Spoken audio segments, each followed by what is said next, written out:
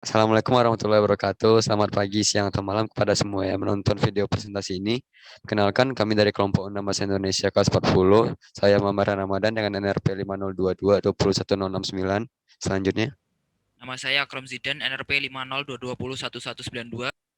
Saya Bagasana Dananjaya dengan NRP 5022201148. Saya Daniel Rodamin Sombing dengan NRP 5022 201125. Saya Muhammad Aulia Heriansyah, 5022201265. oke, next. Berikut daftar isi dari video presentasi ini. Yang pertama, terdapat pendahuluan. Kedua, landasan teori. Ketiga, pembahasan. Dan diakhiri dengan kesimpulan. Next. Pendahuluan. Next. Pertama, tadi ada latar belakang. Latar belakang, coronavirus disease 2019, COVID-19 telah dinyatakan sebagai pandemi global WHO. Pandemi global mengindikasikan infeksi COVID-19 yang sangat cepat hingga hampir tidak ada negara atau wilayah di dunia yang dapat menghindari virus corona. Coronavirus merupakan keluarga besar virus yang menyebabkan penyakit pada manusia dan hewan. Pada manusia, virus ini biasanya menyebabkan penyakit infeksi saluran pernafasan, mulai dari flu biasa hingga penyakit yang serius, seperti Middle East Respiratory Syndrome atau MERS dan Severe Acute Respiratory Syndrome atau SARS. Coronavirus jenis baru yang belakangan ini ditemukan pada manusia, Severe Acute Respiratory Syndrome Coronavirus 2 atau SARS-CoV-2, yang menyebabkan penyakit coronavirus disease 2019 COVID-19-2. Virus ini dapat menyebar dengan mudah melalui tetesan air liur atau droplet saat orang terinfeksi batuk, bersin, ataupun berbicara sehingga kontak dekat dengan orang yang terinfeksi virus beresiko tinggi menyebabkan tersebarnya virus tersebut. Next. Selanjutnya pendahuluan. Dalam waktu yang singkat, virus corona telah banyak mengubah cara hidup dan kondisi masyarakat Indonesia dalam berbagai aspek kehidupan. Salah satunya adalah dalam aspek komunikasi. Kebiasaan individu dalam berkomunikasi dan berinteraksi satu sama lain dengan bertemu fisik tidak lagi menjadi prioritas ketika terjadi wabah atau pandemik saat ini. Computer Mediated Communication atau CMC merupakan salah satu aspek yang muncul dari perkembangan media baru yang mempertemukan individu atau kelompok di arena virtual dalam berkomunikasi, yakni komunikasi yang termediasi komputer. Komputer, telepon, atau telepon genggam atau perangkat yang terkoneksi lainnya pada dasarnya tidak sekedar menjadi media mengikat proses distribusi atau sirkulasi pesan, tapi sebagai medium layaknya aspek serta lingkungan dalam berkomunikasi tatap muka. Next. Komunikasi dan interaksi segera akan digantikan dengan cara bertemu dalam dunia maya atau disebut dengan virtual. Transformasi metode berkomunikasi tersebut menjadi sebuah tantangan tersendiri untuk seluruh lapisan masyarakat di dunia. Berbagai kegiatan dilakukan secara virtual dengan menggunakan berbagai aplikasi seperti Zoom, WhatsApp, Google Meet, dan aplikasi lainnya. Dengan adanya batasan komunikasi yang mengharuskannya di rumah saya atau work from home, sehingga setiap individu dituntut untuk dapat menguasai berbagai macam aplikasi virtual untuk berkomunikasi dengan lain. Dengan fenomena yang telah dijelaskan, maka penulis tertarik untuk mengeksplorasi lebih lanjut mengenai komunikasi virtual di masa pandemi COVID-19. Next. Dan selanjutnya adalah rumusan masalah. Rumusan masalah pada KTI sekarang adalah: pertama, bagaimana dampak COVID-19 terhadap komunikasi di Indonesia. Kedua, bagaimana tanggapan masyarakat terhadap komunikasi visual. Dan terakhir adalah bagaimana tanggapan para mahasiswa terhadap pembelajaran yang menggunakan metode online sebagai pengganti pembelajaran metode offline. Next. Yang kedua adalah landasan teori. Next. Landasan teorinya. Komunikasi termediasi komputer atau computer mediated communication merupakan sebuah bentuk komunikasi yang dapat dimasuki oleh dua atau beberapa orang di dalamnya yang bisa saling berkomunikasi atau bertukar informasi melalui komputer, termasuk ke dalam teknologi komunikasi terbaru. Komunikasi adalah suatu aktivitas penyampaian informasi, baik itu pesan, ide, dan gagasan dari satu pihak ke pihak lainnya yang dilakukan secara langsung maupun tidak langsung. Virtual adalah segala komunikasi yang dilakukan secara maya untuk terhubung dengan lawan bicara. Next. Pembahasan. Next. pembahasan dibagi menjadi dua, yaitu pertama melakukan kajian pustaka terdahulu dan kemudian melakukan survei. Nah, poin-poin yang dikaji dalam kajian pustaka terdahulu adalah pertama tentang budaya komunikasi virtual seperti definisi dan apa kelebihan dan kekurangannya. Kedua adalah COVID, bagaimana penyebaran dan apa dampaknya terhadap masyarakat. Dan yang terakhir adalah analisa budaya komunikasi virtual dalam pandemi COVID-19, di mana masyarakat dipaksa untuk melakukan pertemuan online dibanding pertemuan offline.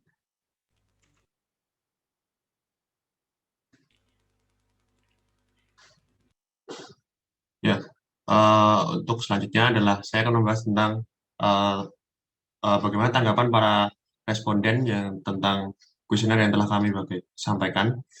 Di kuesioner pertanyaan yang pertama, itu bertanya tentang apakah Anda mengakses kuliah dengan WiFi atau data seluler. Dapat dilihat dalam slide, itu sebagian besar responden, yaitu mahasiswa ITS, itu memiliki fasilitas internet sendiri, yaitu WiFi. Jadi secara fasilitas mahasiswa ITS itu sudah cukup memadai untuk keberlangsungan kuliah online. Lalu selanjutnya, bagaimana tentang nilai keefektifan menurut para responden tentang kuliah online ini? Dari data tersebut itu diperoleh bahwa sebagian besar, yaitu sebesar 43,1% dari seluruh responden itu masih memilih netral. Artinya itu masih banyak tanggapan yang berbeda dan tersebar. Ada yang masih menghendaki efektif dan ada yang juga yang merasa kurang efektif. Tetapi jika kita lihat lebih dalam dari grafik tersebut, sebanyak lebih dari 30% itu mahasiswa ITS itu masih merasa kurang efektif dalam pembelajaran daring online ini. Kemudian kendala sinyal pada saat melakukan komunikasi secara virtual. Pada slide di sini ditampilkan sebuah grafik ya, itu banyak sekali ya tanggapan tentang gangguan sinyal secara virtual ini.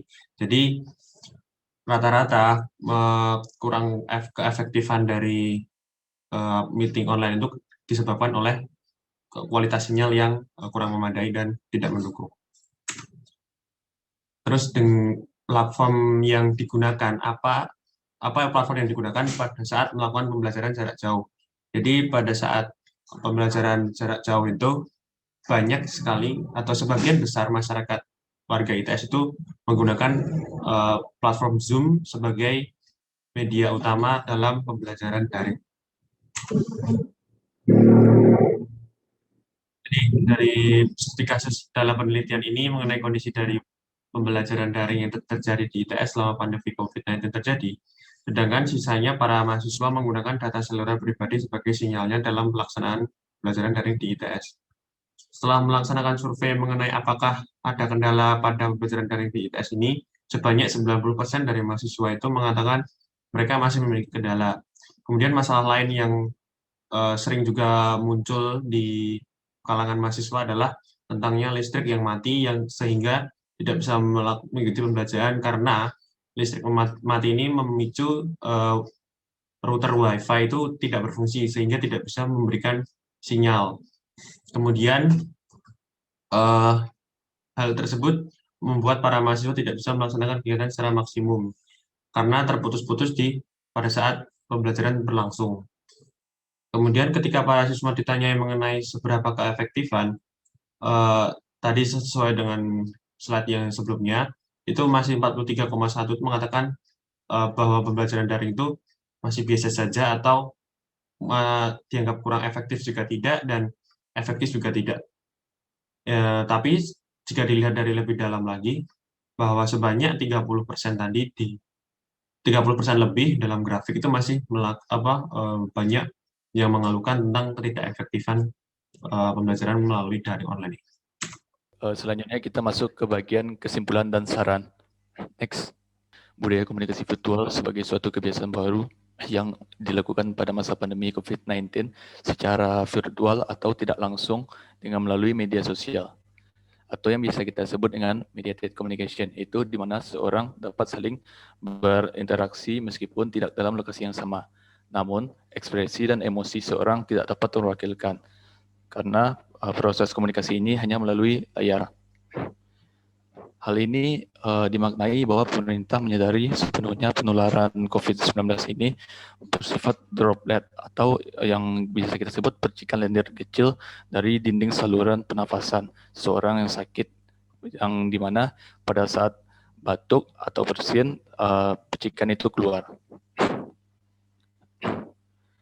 Selain mengatur jarak antara orang agar memungkinkan peluang penyakit itu bisa dibatasi, maka dilakukanlah suatu upaya di mana komunikasi virtual ini gimana sih? Tunggu ya, nanti cut yang itu ya. Selain mengatur jarak antar orang agar kemungkinan peluang tertular penyakit bisa menjadi lebih rendah, dilakukanlah upaya komunikasi virtual untuk memudahkan dan memanfaatkan adanya media sosial yang ada. Dan ada pun macam-macam media komunikasi virtual yang sering digunakan dalam agenda rapat ataupun pembelajaran pada masa komunikasi COVID-19, yaitu diantaranya Zoom, Skype, dan GoToMeeting. Studi kasus mengenai budaya komunikasi virtual pada masa pandemi COVID-19 dalam penelitian ini difokuskan untuk mengetahui seberapa efektifnya penggunaan komunikasi virtual pada masa pandemi ini, serta kendala yang dihadapi pada saat berkomunikasi secara virtual di ITS Surabaya.